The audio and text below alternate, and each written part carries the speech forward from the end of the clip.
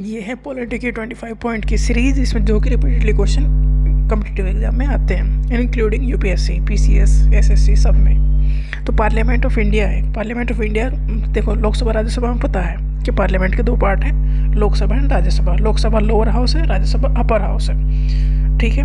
But इसके अलावा president भी पार्लियामेंट के ही पार्ट है। और ये क्वेश्चन मोस्ट कॉमन है और गलत होने वाला क्वेश्चन भी यही है, क्योंकि एक ऑप्शन दिया जाता है ना कि प्रेसिडेंट इसका पार्ट है कि नहीं है। तो लोग मतलब पार्लियामेंट के प्रेसिडेंट, राज्यसभा एंड लोकसभा तीनों ही मिलके पार्लियामेंट बनाते हैं, मतलब प्रेसिडेंट पार्लियामेंट के अंडर ही आते हैं। तो council of states Rajya Sabha, Rajya Sabha का दूसरा नाम है काउंसिल ऑफ स्टेट्स। इसे कहते हैं अपर हाउस या सेकंड चैम्बर या हाउस ऑफ एल्डर्स,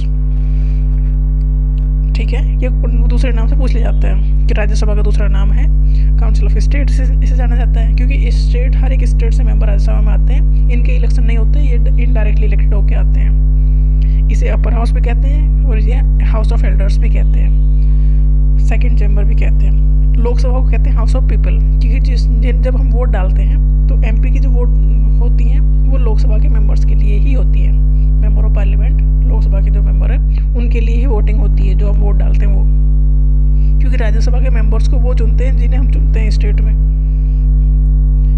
तो लोकसभा का दूसरा नाम है हाउस ऑफ पीपल या लोअर हाउस या फर्स्ट चैम्बर, क्योंकि सारे डिसीजन लोकसभा में ज़्यादा डिसीजन लिए जाते हैं। पॉपुलर हाउस यही है क्योंकि यहाँ पर ज़्यादा एक्टिविटी होती है, बिल, रिएक्ट, ये सब चीज़ें यहीं पर ज़्यादा होती हैं। मतलब लोकसभा की इम्पोर्टेंस ज़्यादा है क्योंकि एक्शन में यही है। राज्यसभा ऐसा है जैसे घर का मुखिया है, उसकी सलाह लेनी है, पर ज़्यादातर काम लोकसभा से ही होते हैं। राज्यसभा की मैक्सिमम जो स्ट्रेंथ होती है वो 250 होनी चाहिए, और इंडिया में मतलब माना गया है कि 250 रखेंगे मैक्सिमम, बट 238 भी हम रखते हैं, जिसके जो मेंबर्स हैं वो हर एक स्टेट्स और यूटी से, मतलब यूनियन टेरिटरी से आते हैं। इसमें से राज्यसभा में 12 मेंबर होते हैं नॉमिनेटेड बाय द प्रेसिडेंट, मतलब जो लोग अपने फील्ड के एक्सपर्ट होते हैं उन्हें प्रेसिडेंट नॉमिनेट करते हैं राज्यसभा के लिए। तो 12 मेंबर ऐसे होते हैं जो कि राज्यसभा में होते हैं नॉमिनेटेड बाय द प्रेसिडेंट। ये क्वेश्चन पूछा जाता है कि कितने मेंबर हैं राज्यसभा में जो नॉमिनेटेड होते हैं प्रेसिडेंट के द्वारा। तो 12 मेंबर नॉमिनेटेड हैं by the president in Rajya Sabha. Rajya Sabha की मैक्सिमम स्ट्रेंथ 250 मेंबर्स की है, बट करंटली हम रखते हैं 238 मेंबर्स।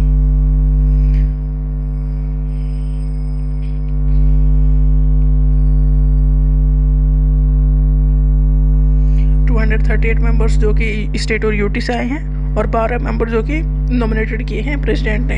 तो टोटल मिला के होगा 245। तो जो 245 मेंबर्स हैं, 239 मेंबर्स स्टेट को रिप्रेजेंट करते हैं, 4 मेंबर रिप्रेजेंट करते हैं यूनियन टेरिटरी को, और 12 मेंबर हैं जो कि नॉमिनेटेड हैं बाय द प्रेसिडेंट। ये राज्यसभा की स्ट्रेंथ है। 250 मैक्सिमम होनी चाहिए, 245 है, 245 में से 12 मेंबर जो नॉमिनेटेड है बाय द प्रेसिडेंट। देखो लोकसभा हर 5 साल में डिजोल्व हो जाती है, मतलब फ्रेश इलेक्शन होंगे, बट राज्यसभा में ऐसा नहीं है। राज्यसभा एक परमानेंट हाउस है। क्यों? क्योंकि इसके जो 1/3 मेंबर हैं हर 2 साल में रिटायर होते हैं, मतलब एक मेंबर का यहाँ टाइम है 6 साल के लिए। तो हर 2 साल में 1/3 मेंबर रिप्लेस हो जाते हैं। तो ये परमानेंट हाउस है, मतलब इसकी ये ऐसा नहीं होता इसमें सारे मेंबर रिटायर हो गए, ऐसा नहीं है। ये 6 साल के लिए आते हैं। तो ऐसे सीक्वेंस चला रहा है कि 1/3 मेंबर 2 साल में रिटायर हो जाते हैं। तो retiring members of the Rajya Sabha are eligible for re election, मतलब जो रिटायर हो गया, एक बार राज्यसभा का मेंबर बन गया, वो दोबारा भी राज्यसभा का मेंबर बन सकता है। लोकसभा की जो मैक्सिमम स्ट्रेंथ है वो 550 इलेक्टेड मेंबर है, जिन्हें हम वोट डाल के भेजते हैं लोकसभा में। और 2 मेंबर ऐसे हैं जिन्हें प्रेसिडेंट नॉमिनेट करते हैं, वो एंग्लो इंडियन कम्युनिटी के होते हैं, मतलब जो ब्रिटिशर्स यहाँ रह गए उनके रिप्रेजेंटेटिव। एट प्रेजेंट लोकसभा में 545 सीटें हैं, इसमें से 543 इलेक्टेड है। मैक्सिमम स्ट्रेंथ 550 है, बट हमने ली है 545। तो लोकसभा में 2 मेंबर नॉमिनेटेड हैं, राज्यसभा में 12 मेंबर नॉमिनेटेड हैं। नॉमिनेट करने वाले हैं होते हैं प्रेसिडेंट। वह लोकसभा डिजोल्व हो जाती है। The speaker does not Venkat his office, सारे जो एमपी वो अपनी सीट छोड़ देते हैं। लोकसभा डिजोल्व हो जाएगी तो स्पीकर की पोजीशन फिल रहती है, मतलब स्पीकर अपनी पोजीशन नहीं छोड़ते हैं। और जब तक नई लोकसभा बन के आते जब तक स्पीकर अपनी पोस्ट पर रहते हैं, फिर वो नया स्पीकर चुना जाता है तब वो छोड़ते हैं अपनी post. Speaker is the presiding officer of the Lok Sabha. Lok Sabha के जो मेंबर्स हैं उसमें जो कुर्सी बैठे रहते हैं लोकसभा में वो स्पीकर हैं, और वो सब मतलब हर एक को टाइम देते हैं कि इतने मिनट तुम बोलोगे, इतने मिनट तुम बोलोगे। काफ़ी पूछा गया क्वेश्चन है कि पहले लोकसभा के स्पीकर कौन थे, तो वो थे जीवी मवलानकर, गणेश वासुदेव मवलानकर। और जो औरत, 2 औरतें बनी हैं लोकसभा के स्पीकर, वो है Meera Kumar and Sumitra Mahajan. Speaker of the Lok Sabha है the sole and final power of deciding whether a bill is a money bill. देखो, मनी बिल को प्रायोरिटी लोकसभा देती है, मतलब मनी बिल के सारे अधिकार लोकसभा के पास हैं, राज्यसभा के पास इसके ज़्यादा अधिकार है नहीं। A money bill can not be introduce in Rajya Sabha. Rajya Sabha और मनी बिल दोनों का कुछ ज़्यादा लेना देना है नहीं। मनी बिल मतलब लोकसभा के पास ही जाएगा, वो राज्यसभा भेजेगा फिर डिस्कशन। तो राज्यसभा अगर कोई चीज़ उसमें कहती है कि चेंज करो, तो लोकसभा की मर्जी है उसमें चेंज करना है या ना करना। अगर नहीं भी चेंज करता है तो भी मनी बिल एक्सेप्टेबल होगा, मतलब मनी बिल में लोकसभा की ज़्यादा चलती है। पार्लियामेंट के सेशन एक साल में, parliament must meet at least twice a year, कम से कम 2 सेशन होने चाहिए, and not more than 6 month का गैप उसमें नहीं होना चाहिए। Joint session of parliament is chaired by the Lok Sabha. अगर देखो, लोकसभा और राज्यसभा 2 हाउस हो गए पार्लियामेंट के, कुछ ऐसी चीज़ें होती हैं यहाँ पर वोटिंग की ज़रूरत पड़ जाती है। अगर वोटिंग की ज़रूरत है और कोई जॉइंट सेशन हो रहा है या कुछ भी वजह है जैसे जॉइंट सेशन हो रहा है, देखो तो लोकसभा में तो प्रिसाइड करते हैं स्पीकर, राज्यसभा में प्रिसाइड करते हैं चेयरमैन। तो अब यहाँ कौन बैठेगा कुर्सी पे? तो अगर जॉइंट सेशन हो रहा है, दोनों मिलके एक ही हाउस में बैठे हैं, तो लोकसभा इसे प्रिसाइड करेंगे, लोकसभा के स्पीकर प्रिसाइड करेंगे। अगर स्पीकर नहीं है तो फिर डिप्टी स्पीकर करेंगे, डिप्टी स्पीकर नहीं है तो फिर डिप्टी चेयरमैन करेंगे, क्योंकि चेयरमैन एक्चुअल में वाइस प्रेसिडेंट होते हैं। तो जॉइंट सिटिंग जो लेते हैं, जॉइंट सेशन जो लेते हैं पार्लियामेंट का, मतलब दोनों हाउस के मेंबर्स एक साथ बैठे हैं किसी पॉइंट पर, तो प्रिसाइड करने के वाले होंगे लोकसभा के स्पीकर पहले पोस्ट पर। अगर वो नहीं प्रेजेंट है तो फिर डिप्टी स्पीकर करेंगे, डिप्टी स्पीकर भी नहीं प्रेजेंट है तो डिप्टी चेयरमैन ऑफ राज्यसभा करेंगे। Dissolution of parliament brings Lok Sabha to an end so that वहाँ पर फ्रेश इलेक्शन होंगे। डिसोल्यूशन मतलब सारे वो MP अपनी पोस्ट छोड़ चुके हैं, अब दोबारा इलेक्शन होंगे, फिर वो नई लोकसभा बनी जाएगी।